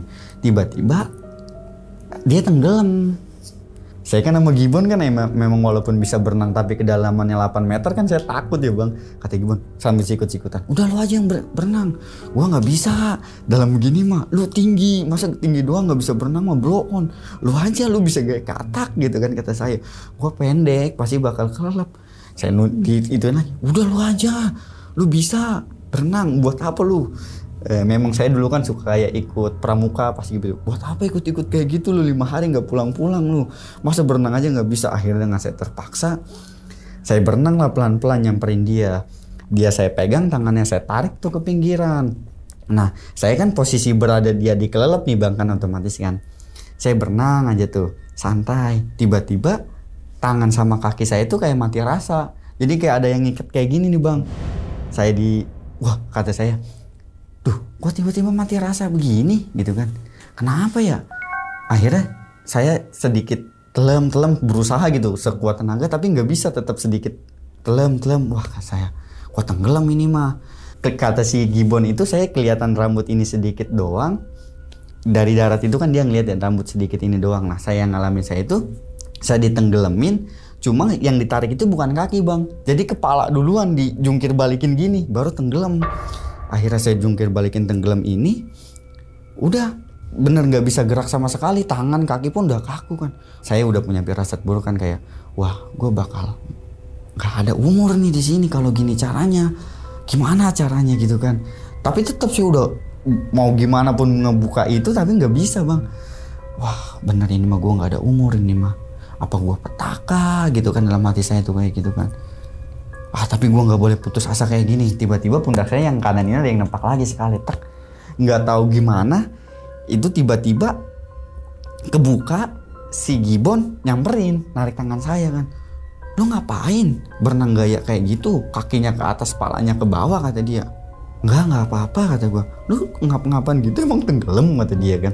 Enggak, gue mau bisa berenang tadi mah gaya-gayaan aja buat tunjuk skill sama lu gitu kan. Yang bener udah lu jangan di sini. Sambil si dada ini bener-bener sakit bang, ngap banget gitu kayak ada yang ngegebuk. Dan si untuk area pernapasan ya paru-paru kayak ada yang ngiket kayak gini bang. Jadi saya tuh napas lewat mulut sambil ngomong tuh udah ngos-ngosan. Tuh ngos-ngosan gitu nggak apa-apa udah lu pergi dari sini. Gak, gue mau nemenin lu gitu kan. Enggak, tenang aja gue mah. Akhirnya ya udah gue tinggal ya, dia pergi. Saya duduk gitu kan. Wah, gue kalau tadi nggak ada umur di sini gimana nggak ditolongin ya. Saya ingat lagi kan apa gue petaka gara-gara tadi ngajak si Mawar berenang ya. Waduh gimana nih, saya udah gak kuat bener bang, saya tiduran, saya ngeliat sekeliling udah gak ada teman-teman saya tiduran. Wah bener nih mah gue bakal mati di sini kan kata saya kan kayak gitu. Nah saya ngeliat sekeliling itu tiba-tiba ramai bang, banyak si cewek-cewek ini pada di tebing tuh ada masing-masing. Dan ada si sosok pocong yang saya lihat, ada si cewek yang rambutnya panjang itu pada ada si, wih kok ini ada di sini semua, kok gue jadi bisa ngelihat kayak gini ya. Padahal saya sebelumnya nggak bisa ngelihat, kenapa pas keberangkatan saya bisa ngelihat segini jelasnya gitu kan. Akhirnya gue bodo amat lah, mentingin diri gue dulu, yang penting gue bisa napas normal aja. Akhirnya saya tiduran, saya coba ngangkat kaki tuh pelan-pelan, akhirnya bisa walaupun dadanya itu benar-benar sakit kan. Akhirnya saya nyamperin tuh ke si saung yang tempat si Mr. Ek sama si Mawar ini duduk kan. Lu kenapa ngos-ngosan gitu? Nggak apa-apa. Terus lu berenang udahan? Udah. Kenapa emang? Enggak, gue enak aja perutnya bos gitu kan kata saya. Tuh makan makanan dulu. Saya makan tuh, saya makan kan cemilan kalau nggak salah tuh oisi kerupuk udang kayak gitu kan. Saya makan, tiba-tiba saya batuk gak berhenti kata dia. Nih minum nih, kenapa sih lu? Enggak, gue keselak.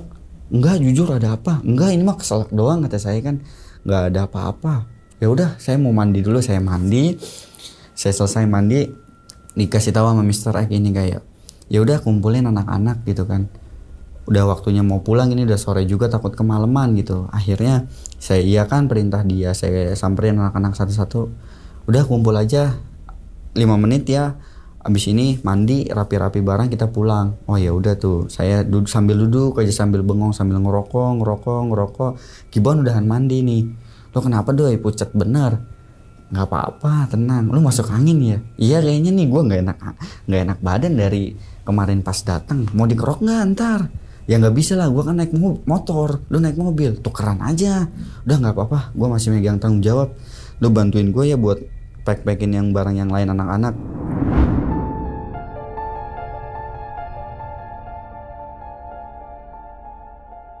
Akhirnya semua udah beres, kita pulang dari Curug itu bang. Nyampe ke rumah, nah, di dalam perjalanan itu nyampe ke rumah tuh nggak ada apa-apa sih, alhamdulillah aman gitu kan. Akhirnya selang 2 minggu 3 minggu kemudian saya tidur tuh bang, malam-malam kan tidur, ngimpinya itu pertama tuh kayak saya tuh dibawa sama orang gitu kan. Kok dibawa sama orang gini ya, kemana ya kan. Makin lama makin jelas. Terus saya ditepak, buka mata kamu gitu kan. Saya buka kan, loh saya kaget, kok gua ada di rumah ini lagi gitu kata saya kan. Kenapa kok bisa gitu kan, kata saya bisa di rumah ini lagi. Nah itu kebetulan ada si sosok nenek-nenek itu yang dikasih tahu di awal. Terus si cewek yang saya lihat, si yang macan, sosok tinggi besar, sama si pocong ini bang, ada ternyata bener gitu yang diomongin teman saya itu, bahwasannya ada teritorialnya masing-masing. Saya ngelihat si pocong ini ada di jurang, terus si tinggi gede ini ada di kamar utama, si cewek ini mainnya dari dapur ke gudang. Ternyata si nenek-nenek ini sama macan ada di situ. Baru saya percaya, oh mungkin yang diomongin ini kan. Saya nanya dong, maaf kok saya bisa dibawa ke sini ya, ada apa?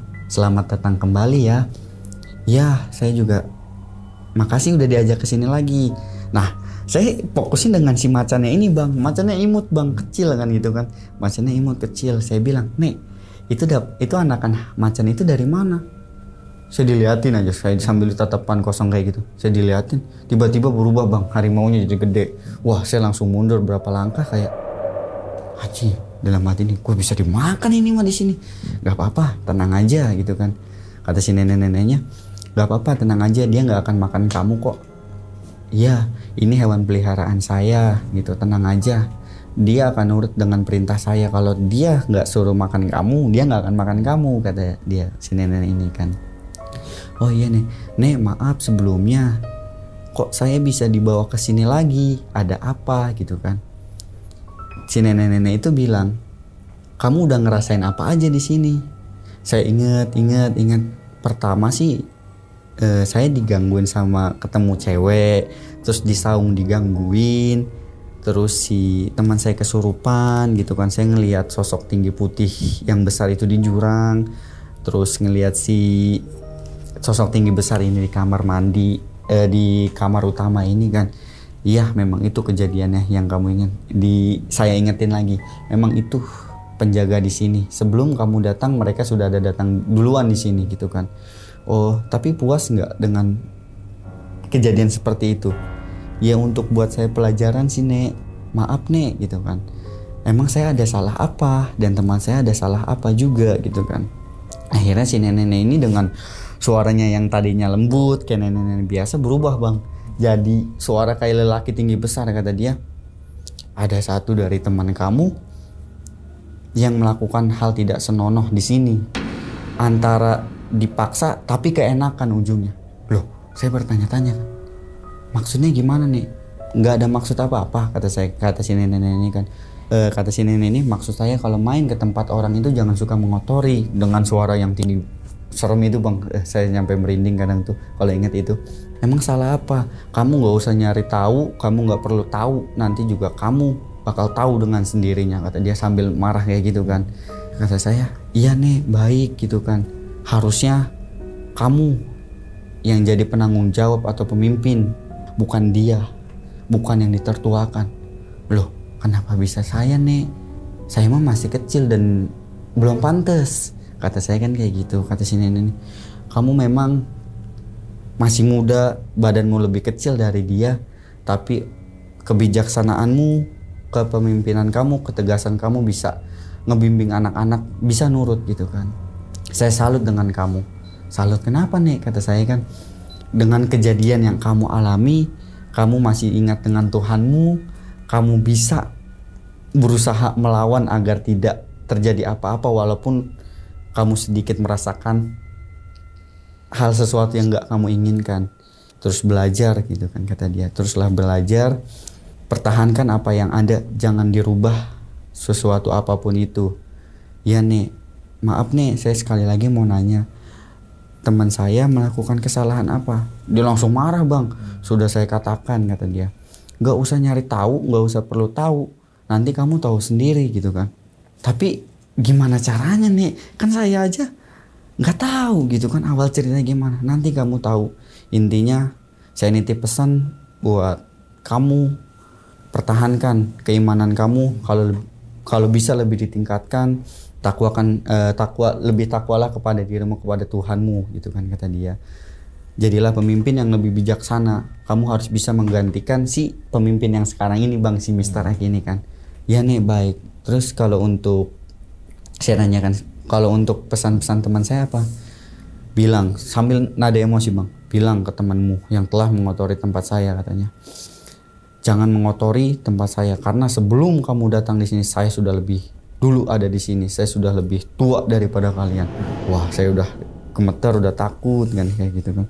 Akhirnya saya nunduk, gak usah takut gitu, kata dia, saya gak akan ngapa-ngapain kamu orang baik.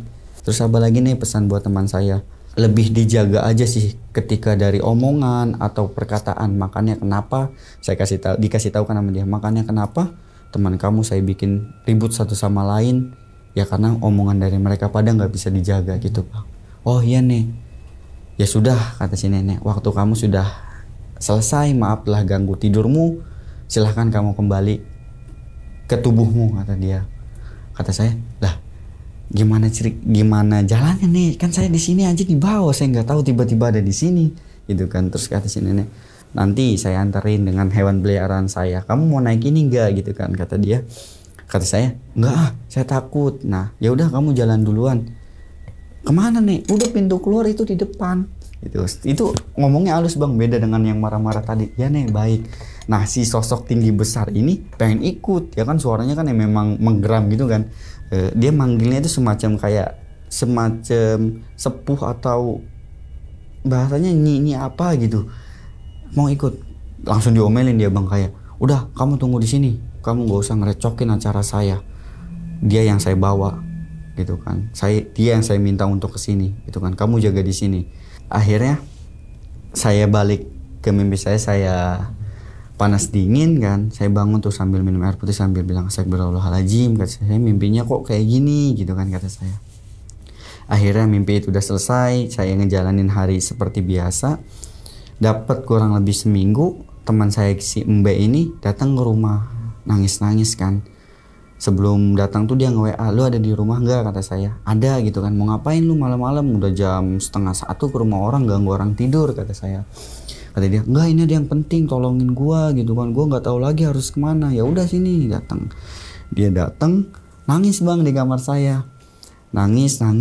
Lu kenapa nangis begini kayak anak kecil aja, kata dia. Enggak ada masalah apa-apa gitu kan. Jujur, lu ada masalah apa? Enggak ada. Lu sekali lagi nggak mau jawab, kata saya kan, lu mendingan pulang dah.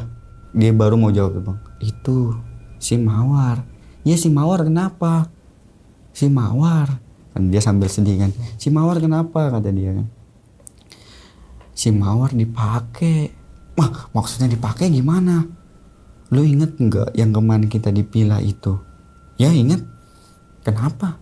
Ternyata dia melakukan perbuatan tidak senonoh di sono. Loh, yang bener lu, jangan asal sebut aja, ini bahaya ini, ntar efeknya nih. Enggak, gue serius. Lu tau dari mana? Dia ngomong sendiri. Akhirnya saya nyuruh, ya udah lu tenang, lu nginep di sini sama gua aman mudah-mudahan gitu kan. Kata saya, coba gua minta WA-nya, hubungin dia kapan bisa ketemu. Akhirnya 2 hari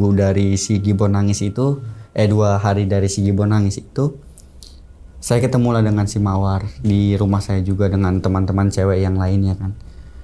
Nih sebelumnya saya minta maaf manggil kalian ke sini, saya mau minta kejujuran dari kalian aja biar nggak ada salah paham atau gimana gitu kan. Emang kenapa kok gue juga ikut dipanggil di sini? Gak apa-apa gitu kan.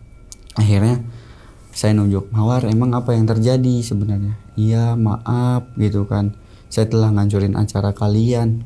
Saya langsung wah bener kayaknya nih, maaf ya, saya di sana melakukan perbuatan tidak senonoh. Ya maksudnya perbuatan tidak senonoh tuh gimana? Ya maaf ini mah ya, kata dia. Jadi awalnya tuh si Mr. X ini masuk bang, masuk tuh. Mungkin anak-anak lelaki itu pada ada yang main PS, ada yang tidur kan. Dia masuk ya, dia awalnya sih megang-megang tangan gua gitu kan. Terus habis itu ya gua satu posisi antara takut sama nggak enak gitu kan. Gimana dong? Terus habis gitu gimana? Dia megang-megang baru tangan sih. Terus ya akhirnya kata dia, maaf ya, hampir ya ciuman pipi. Terus tangannya itu mulai, waduh, saya udah stop. Terus gimana jadinya? Lu tapi nggak ngarang-ngarang kan, ini gue harus ngasih tahu nih ke si Omplong ketua lu gitu kan. Enggak, ini mah gue serius gitu kan. Akhirnya ya udah, mereka suruh pada saya pulang. Saya ngabarin si Omplong ketua ini, saya nelpon kan, lu di mana gitu kan? Gue di rumah, kenapa lu? Tumbenan amat lu. Ada yang penting gitu kan. Akhirnya saya berangkat lah ke rumah dia. Kebetulan kan nggak jauh, paling 5 menit nyampe. Kenapa doi? Ada apa tumbenan lu kesini ngomong penting segala gitu kan? Ada yang terjadi yang gue harus kasih tahu sama lu gitu kan. Kenapa? Si Mawar. Kenapa? Kata dia kan. Diperlakukan tidak senonoh di sono. Sama siapa gitu kan? Sama si Mr. X. Loh, kan dia itu guru ngajinya, yang suka ngajarin penampilan selalu muslimah, nggak boleh pakai celana lepis gitu kan, harus pakai androk kayak gitu. Masa iya dia tega? Lu yang bener, gua bener, kata saya sambil antara mau ketawa sama sedih ya bang. Gua bener lah, lu orang gak bisa dipercaya, kata dia kan. Ketawa mulu sih lu ngomong aja sambil ketawa. Nih gua serius nih gitu. Saya diem, saya ngomong, si Gibbon datang ke rumah gua tuh malam-malam, dia ngejelasin kayak gitu. Terus 2 hari kemudiannya malam ini si Mawar datang ngejelasin juga ke gua. Terus dianya kemana sekarang? Gua suruh pulang gitu kan. Tapi bener lu dapet dari dia gitu kan? Dapet gitu kan. Terus gimana? Ya si Mawar ini sih udah lapor ke orang tuanya. Wah makin repot bang masalah itu. Akhirnya saya koordinasi berdua sama si Omplong ini. Kayaknya kita harus lapor nih ke si Kobe. Kobe itu mungkin dedengkot yang kita di Irmas ini ya. Kita lapor, bang, Kobe ini kejadiannya nih seperti ini gini. Wah dia kaget. Akhirnya ya udah, informasi gua tampung dulu dah. Besok pada kesini lagi sambil bawa orangnya kan. Akhirnya bawa orangnya tuh, kita besok malamnya kita bawa orangnya. Saya datang, ketua datang, Omplong, si Mbe datang, anak-anak yang lain datang gitu kan. Ngobrol di rumah dia ngejelasin apa yang terjadi gitu kan. Kobe kaget bang Kobe, kok bisa-bisanya ya gitu kan. Iya bang, saya juga makanya yang saya heran kenapa bisa seperti itu gitu kan. Padahal dia yang selalu ngajarin untuk bener lah, kayak dari mulai pakaian aja dah ya. Dia nggak boleh memakai celana lepis, kudu androk, kudu pakai baju-baju panjang, kerudung gitu kan. Pulang nggak boleh lebih dari jam 10 malam. Kok bisa gitu kan? Waduh udah nggak bener nih. Terus si Mawar ditanya, terus gimana kelanjutannya? Aku sih udah ngomong ke orang tuaku gitu kan. Terus ya aku mau pindah aja dari sini. Gak tahu mau pindah kemana gitu, lupa. Akhirnya si Mawar ini dapat telepon dari orang tuanya, kayak Dede di mana gitu kan. Ada di sini. Dede pulang dulu deh gitu kan. Ada yang bapak omongin gitu. Akhirnya si Mawar pulang, kita nggak pulang bang, kita ngikutin di belakang dia nih pelan-pelan. Saya, Omplong, si Gibbon, Goknong sama si Kobe ini coba mantau situasi gitu kan. Kayaknya bakal ada yang terjadi sesuatu nih bang. Saya intip kan dari kejauhan gitu kan. Ternyata si Mr. X ini udah datang ke rumahnya, udah mau datang gitu kan. Udah, lu pada tunggu di sini, gua aja sama si Omplong yang ke rumahnya ya. Saya kan dipanggilkan nih Doi kan. Doi, lu jagain anak-anak, jangan kemana-mana ya. Iya gitu kan. Akhirnya mereka musyawarah lah, mungkin ngambil jalan baiknya gimana. dari si Mr. X ini siap bang mau nikahin si Mawar ini walaupun dia udah punya istri. Jadi si Mawar ini mau dijadikan istri kedua. Nah tapi dari pihak si cewek si Mawar ini nggak mau untungnya gitu kan, nggak mau. Dah saya udah puas diginiin, saya nggak akan tinggal di sini, saya mau pergi dari sini. Si Mr. X saya kan diceritain kan sama si Bang Kobe ini sama Omplong. Si Mr. X ini nyaut kayak udah nggak apa-apa saya nikahin aja, saya nanti pulang dari sini saya langsung bilang sama istri saya bilang mau bilang sama bapak saya mau menikah lagi gitu kan. Kehidupannya mudah-mudahan saya bisa tanggung. Gak bisa, saya sudah terlanjur kecewa sama kamu gitu kan. Akhirnya mungkin si Mawar ini nangis aja gitu kan. Ya udahlah gimana gitu. Akhirnya dari situ si Mawar itu pergi. Si ketua ini juga malah musuhin saya dan yang lainnya. Mikir kayak ini masalah ini bisa terbongkar itu gara-gara lu gitu kan. Yang dicecer itu saya, Gibbon, sama Omplong. Jadi gimana caranya saya bertiga ini diadu domba. Jadi entah saya mau dikeroyok di luar, si Omplong ini mau dianjurin tempat usahanya, kebetulan dia punya usaha warung nasi Wonosobo kan. Nah yang si Gibbon ini mau dijauhin gitu kan dari anak-anak gitu kan. Saya dapat kabar itu dari si Bang Kobe. Kebetulan Kobe punya mata-mata nih di lingkupan dia itu. Akhirnya udah lu bertiga waspada aja ya, terutama lu nih Doi, lu soalnya yang paling mencolok. Gua mulu padahal gua mah bener orangnya, maksudnya menyampaikan apa yang gua sampaikan aja sih gitu kan. Ya udah intinya lu hati-hati bang, hati-hati Doi. Saya sempet bang udah ditemuin sama orang-orang dia gitu kan, walaupun kenal satu sama lain gitu kan, maksudnya mau minta kejelasan gitu gimana kan. Akhirnya ya gua masih kalau yang kejadian si Mawar di rumahnya gue nggak tahu apa-apa ya, karena yang kesana tuh si Omplong sama si Bang Kobe ini gitu kan. Nah usut punya usut, dia mau nyerang saya lewat jalur belakang bang. Entah saya mau dibikin apalah nggak tahu, saya diceritain tuh ternyata saya mau disakitin lewat yang nggak kelihatan gitu. Cuma yang mau nyakitinnya ini masih ragu, kayak saya nih ada yang ngedampingin apa enggak. Tapi si Mr. ini ngasih tahu kalau mau nyerang dia lewat belakang lu harus cari waktu dan tanggal yang tepat, karena yang gua tahu mungkin dia dari engkong atau bapaknya mungkin dikasih sesuatu, cuma walaupun dia belum menyadari hal itu ya gitu kan. Terus kalau untuk akhir ceritanya sih jadi kayak si Mawar ini pergi dari tempat tinggal saya gitu, daerah Alam Sutra ini dia pergi. Kalau untuk si Mr. X-nya ini dia masih ada, dan bahkan ya mungkin dia masih bisa melakukan hal itu dengan mangsa-mangsa yang lain ya, saya nggak tahu kayak gitu. Diminum dulu bang. Ya, makasih ya Dika. Oke. Ini lama-lama kayak mirip Joe ya, Prasojo ya. Kalau ini ya bener gak sih ya? Iya kan? Sebelum nge-gym gini nih, tag coba Jo-nya. Oke, berarti itu kita kasih judul tuh guru ngajiku adalah apa gitu ya. Berarti itu guru ngaji. Tadi kan Abang Dika sempat di apa Mr. X ini dituakan.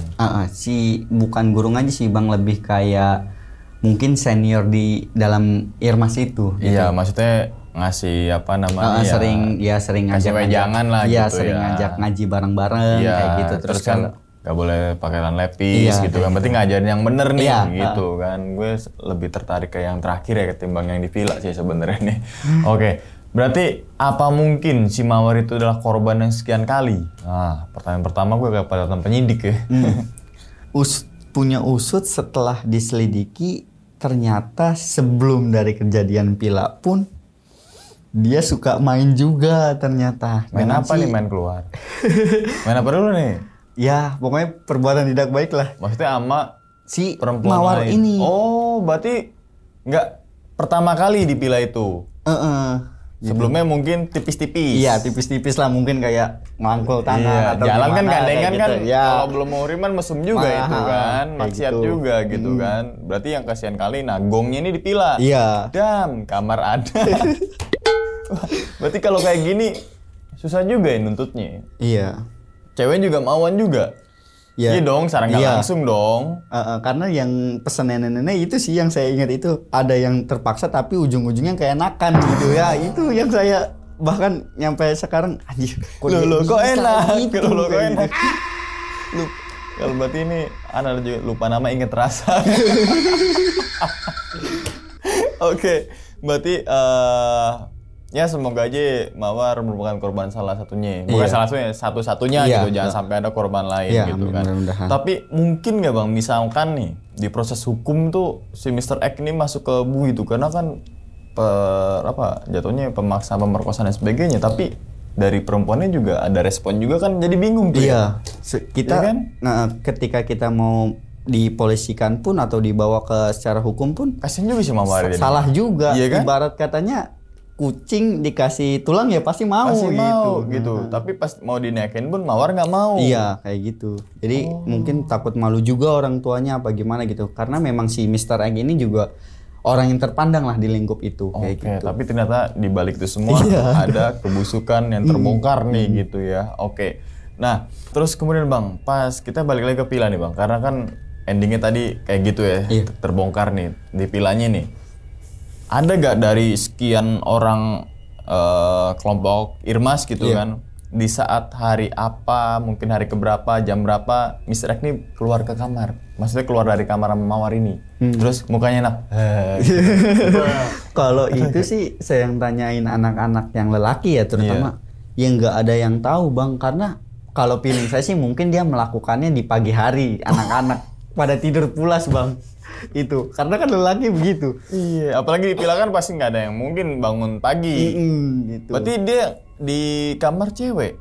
Iya, dia masuk karena kalau yang kamar pertama itu ada pintunya, yang kamar kedua ini semacam kayak dibatasin gorden doang Bang. Oke, emang perawakan Mawar gimana sih? Maksudnya cakep kah atau gimana? Pasti kan berkerudung dong. Berkerudung ya, nggak tinggi-tinggi banget sih, dan pakai kacamata juga lumayan lah intinya. Kayak gitu. Lumayan, makanya tertarik nih Mr. X dan ataupun Mawar juga gitu. Jadi sama-sama suka agak susah juga. Bahkan Mr. X juga kan, ya udah gue nengkein tapi istri kedua, ya kan? Tapi endingnya kasihan juga sih Mawar ya. Iya, udah begitu aja jadinya. Jadi ya udah gitu. Menghilangkan diri, nggak tahu nanti ujungnya gimana. Itu kasihan juga itu si Mawar tuh. Oke. Nah Bang, apa mungkin dari sekian rentetan peristiwa yang coba digentayangin, diapain, merupakan titiknya itu, sebab itu gara-gara si Mr. X sama Mawar gitu. Kalau masuk komen nanti disensor gini-gini aja. Mungkin selain Pilanya angker gitu. Kalau menurut saya sih sebab akibatnya karena dia melakukan itu Kak. Yang perbuatan tidak senonoh itu. Iya, karena yang saya lihat ya, si nenek-nenek ini ya mempunyai dua sosok gitu. Kayak dari pas kita ngobrol aja, dia bisa jadi baik, bisa jadi jahat gitu, mulai dari suaranya kayak gitu. Oke. Terus juga kan Pila itu ternyata dulunya bekas pembunuhan. Iya. Bisa jadi karena memang lokasi Pilanya angker, udah digentayangin. Tapi mungkin nih pas banget nih momennya Mr. X melakukan hubungan yang terlarang sama Mawar nih. Jadi kita menyangkut pohonnya gara-gara lo nih Mr. X nih gitu. Bangkit semua nih. Tapi sampai sekarang dari Bang Dika sendiri dapat gangguan nggak dari teror-teror Mr. X-nya gitu, bukan enggak, si gangguan Pilanya nih? Kalau untuk Mr. X enggak, kalau si nenek-nenek ini ya memang saya kan awalnya nggak mau cerita ya, yang cerita itu si Mbe itu Gibbon. Dia nyuruh saya untuk kayak ya udah lu cerita aja karena lu yang ngalamin semuanya gitu kan. Akhirnya yang tadinya itu kejadian 2021 nyampe sekarang pun saya inget lagi, flashback sendiri, ingat cerita gitu. Pas saya bengong kok ada yang kayak ngeliatin gue sambil senyum gitu Bang. Tapi siapa? Si nenek-nenek ini ternyata rambutnya, ya saya masih ingat ya, kayak rambutnya itu udah agak putih, agak kusut juga Bang. Pakaiannya itu kayak sarung kayak gini lah kurang lebih nih, kayak sarung gendongan bayi gitu. Dia senyum aja kayak saya pun kayak kalau emang ini mau diceritain ya udah nggak apa-apa gitu, yang penting dianya senyum ya udah gua ceritain aja. Berarti gitu. Abang cerita ini karena dapat itu juga dari karena si nenek-nenek ini ya senyum aja kayak gitu. Tapi kan dibalik ini semua banyak banget hikmah yang bisa diambil kan. Pelajarannya itu semua kan dari yang tadi hasrat birahi yang makin memuncak-muncak, bergejolak gitu. Emang apa ya kalau jalan-jalan ke Pila terus ada bawa pasangan itu nggak mungkin, beda kamar nggak mungkin gitu ya. Iya, apalagi yang L-nya 2. apanya nih? Villa. Iya, betul. Oh, iya. Ya soalnya gue sempat matiin, gue baru nggak tuh. Ada FILA, ada FILLA. Iya, betul. L-nya 2 plus berarti tuh, ya kan? Oke, tapi sempat kontak-kontakan sama Mawar terakhir kapan tuh Bang? Apa setelah kejadian berapa minggu terus pas Mawar cabut terus udah hilang kontak sampai sekarang atau gimana? Itu terakhir itu pas dia itu punya pacar yang baru. Itu tuh banget pacar barunya ya. Itu kayak udah nikah tapi sama Mawar? Wah, kurang tahu karena privasi juga sih, kayak kita semua itu kayak di privat gitu, nggak dikasih unjuk ininya. Nih, berarti Mawar ini nama samaran ya? Nama samaran bukan nama aslinya ya. Ya siapa tahu Mawar yang sebenarnya komentar kan kita pakai topeng jadi ya kan. Tapi kan soalnya kita ambil pelajarannya gitu, bukan untuk membongkar aibnya gitu kan. Masalah gimana di kamar itu nggak mau komentar terlalu banyak gitu kan. Oke, Bang Dika nih. Sebelum ditutup nih Bang pesannya. Nenek ternyata berpesan juga kan, jangan mengotori tempat ini gitu tadi kan. Terus jangan apa lagi gitu. Nenek ternyata makasih banyak loh Nek. Tapi emang begitu kan ketika berkunjung ke tempat gitu kan, yang baru kita pijak ya jangan kotorin dalam artian nggak bermaksud dalam hal gaib ya, jangan buang sampah sembarangan kan gitu aja dulu logikanya. Kalau terlalu sono kayak kejauhan gitu kan. Ya rawat gitu kan, kayak kita nyewa villa kan ketika datang bersih ya pulang bersih lagi gitu kan, logika sih. Tapi dari Bang Dika sendiri dari peristiwa itu sekitar 3 tahun yang lalu, gue yakin banget pasti ada hikmah dan pelajarannya, ya kan? Iya. Kira-kira apa Bang pesan untuk teman-teman semua nih Bang? Kalau untuk ke tempat sesuatu yang belum kita datengin gitu ya, pertama kali harus mengutamakan adab sih Kak, intinya kayak gitu. Dan secara lisan pun, baik hati pun harus benar-benar dijaga. Karena kan namanya manusia, ya pasti ada aja omongan yang bakal nyeleneh kayak gitu intinya. Itu ya, oke. Tapi villa itu murah gak Bang? Waduh, kurang tahu deh. Berapa kamar sih? Dia 2 kamar tidur, terus 2 kamar mandi, dapurnya juga cukup gede, ruang tamunya gede. Jadi masuk ke sini ruang tamu, ke sini tempat tamu ada kayak kursi-kursi tingkat atau gimana? Enggak, satu itu cukup gede sih. Soalnya ada juga villa murah tingkatnya ke bawah tapi. Ya. Ada tuh berapa tuh ya ada.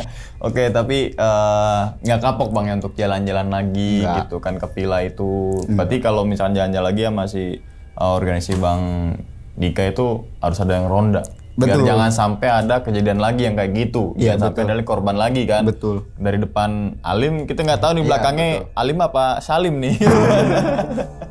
Oke, gitu aja ya teman-teman semua pada video kali ini. Ya, gue ngucapin terima kasih lagi Bang ke Bang Dika gitu kan untuk menyempatkan hadir di sini gitu kan. Semoga Bang Dika dan keluarga sehat selalu Bang ya. Dilancarkan semua rezekinya. Oke, dan ingat teman-teman semua, cerita dari Bang Dika ini bukan untuk nakut-nakutin teman-teman semua ketika mau berwisata di tempat lain ataupun menginap di salah satu villa untuk bersama keluarga, bersama teman-teman, organisasi, komunitas dan sebagainya. Tapi ambillah sisi positifnya dan buang sisi buruknya. Sekian dulu pada video kali ini dan nantikan video-video gue berikutnya. Hal gaib itu muncul ketika sugesti kita buruk. Wassalamualaikum warahmatullahi wabarakatuh. Selamat beristirahat Bang Dika. Thank you banget nih. Alhamdulillah. Bungkus.